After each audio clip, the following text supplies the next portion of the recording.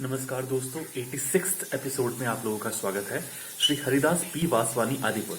1937 की बात है, 1937, जब सिंध असेंबली के मेंबरों के चुनाव के दौरान स्वर्गवासी डॉक्टर चोइथराम के विरुद्ध श्री लालचंद आडवाणी हैदराबाद सिंध से खड़ा था। उस समय मुझे हुक्म मिला कि मैं उनका पत्र लेकर टंडो मोहम्मद खान स्वामी लीलाशाह जी के पास जाऊं तथा उनसे निवेदन करूं कि वे भील, कोल्ही व मेघवाड़ वोटरों से कहें कि वे कांग्रेस के उम्मीदवार डॉक्टर चोइथराम के समर्थन में अपना वोट देकर उसे विजयी बनाएं। मैं टंडो मोहम्मद खान पहुंचा तो मालूम हुआ कि स्वामी जी दूर कहीं जंगल में हरिजनों के कार्य के लिए गए हुए हैं। उनका शिष्य भगत बसुराम वहां था। मैंने उसे समाचार दिया। उसने कहा कि वहां कल सुबह चलेंगे तथा स्वामी जी को ढूंढकर उसे पत्र दे देंगे। दूसरे दिन पैदल रवाना हुआ। पूछते पूछते आखिर दूसरे दिन उन्हें ढूंढ लिया।